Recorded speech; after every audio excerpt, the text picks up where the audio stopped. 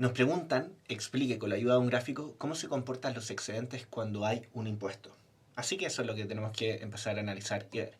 Entonces para eso partimos graficando un mercado común y corriente y después a ese mercado le vamos a aplicar un impuesto para ver qué ocurre con los excedentes. Entonces partimos con el eje vertical y eje horizontal, cantidad, precio, y vamos a estar viendo el mercado de las bebidas. Este mercado de las bebidas va a estar representado por una curva de oferta y una curva de demanda, y vamos a tener la intersección de ambos, que va a ser el punto de equilibrio de mercado, que sería con el precio cero y con la cantidad cero.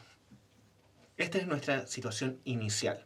Y lo que nos dicen es qué va a pasar en el mercado si es que, y qué va a pasar con los excedentes si es que hay un impuesto. Entonces, la lógica es entender qué es lo que va a ocurrir cuando hay un impuesto. Y lo que genera un impuesto es que la cantidad disminuya. Es decir, vamos a tener una nueva cantidad que va a estar por acá, la cantidad con impuesto, que va a ser menor a la cantidad de equilibrio. Y si es que la cantidad es menor, para que sea menor, efectivamente tienen que ocurrir dos cosas al mismo tiempo. La primera cosa es que el precio que están pagando los demandantes, el precio de la demanda, sea más alto, para que así, según la ley de demanda, todo lo más constante, se sube el precio, compramos menos bebidas, y que el precio que están recibiendo los oferentes sea menor. ¿Por qué? Porque por la ley de oferta, todo lo más constante, si es que el precio que reciben por cada bebida, eso va a incentivar a los oferentes a que no se quieran esforzar tanto y no quieran vender tanto. Y por lo tanto, esta diferencia entre lo que paga el demandante y lo que recibe el oferente va a ser el impuesto, que normalmente se le llama T minúscula o tax, por impuesto en inglés. Esa es la razón. Entonces, eso es lo que va a estar pasando en este mercado, y nosotros vamos a analizar a través de la tabla de excedentes qué es lo que está ocurriendo.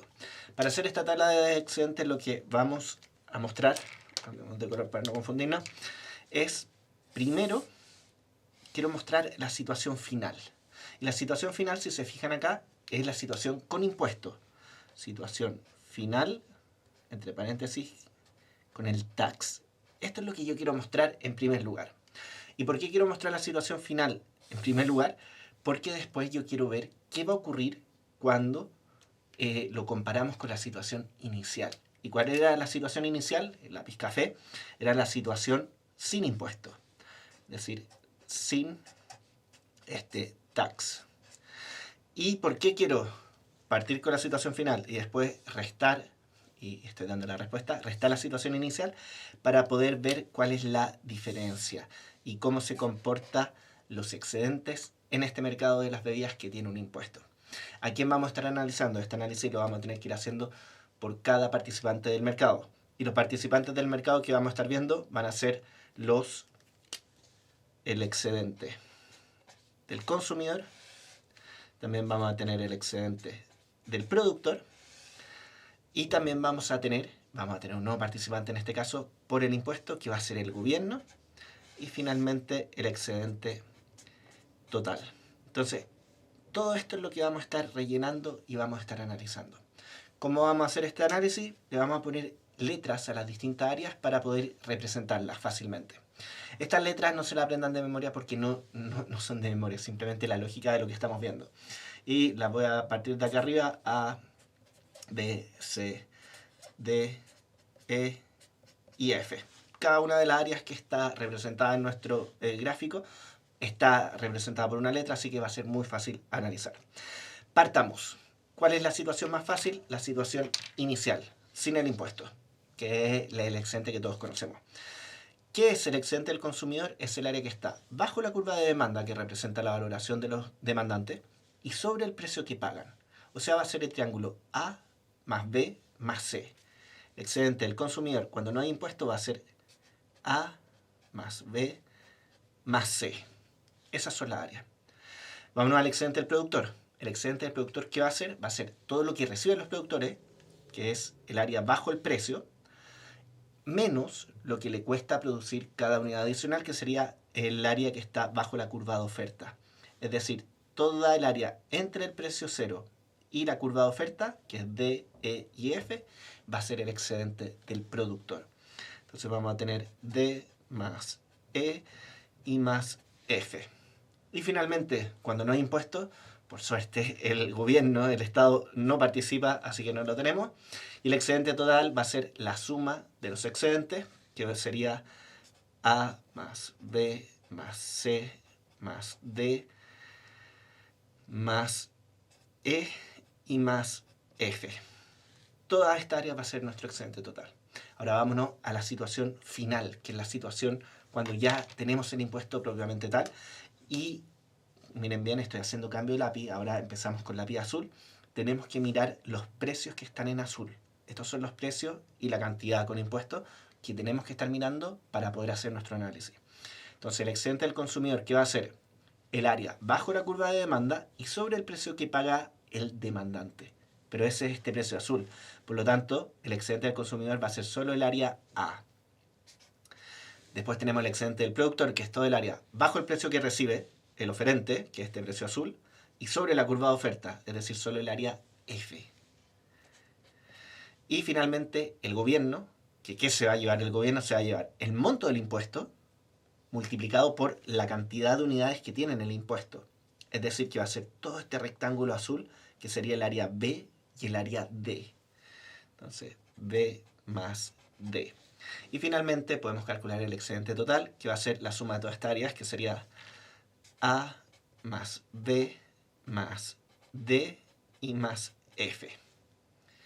Y ahora viene el análisis que hacemos con los excedentes, que es ver cómo se comportan las diferencias. Y estas diferencias de los excedentes las vamos a ir restando. Simplemente tomamos la situación final y le restamos la situación inicial.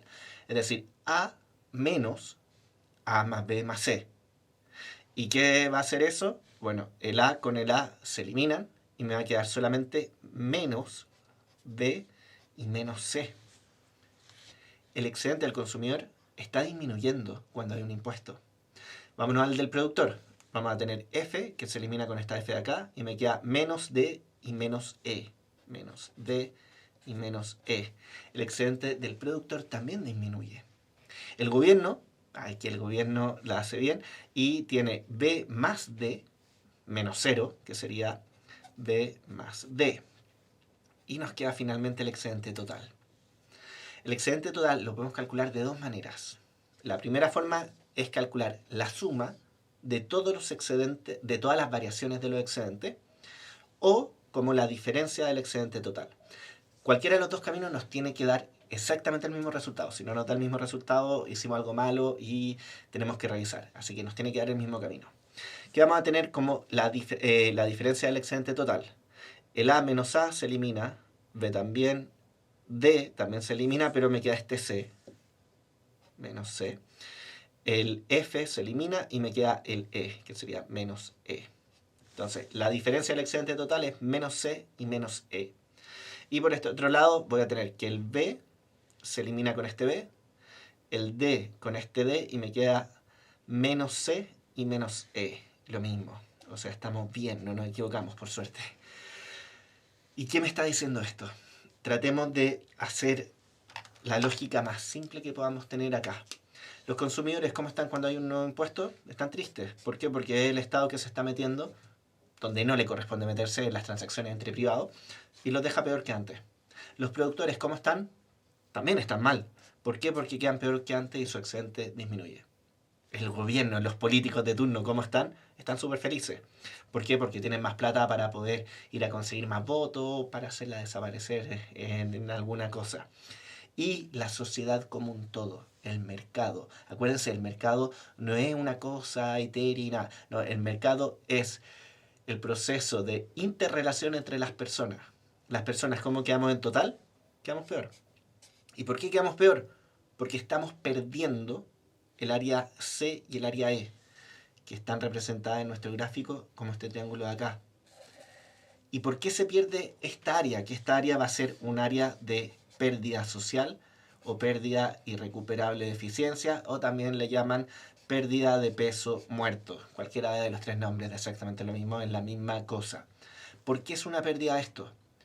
Porque tenemos unidades, que son todas estas unidades que estaban acá, que eran valoradas, el área bajo la curva de demanda, por sobre el costo de producirla. O sea, las personas las encontraban valiosas y el costo de producción era más pequeño de lo valioso que le encontraban las personas.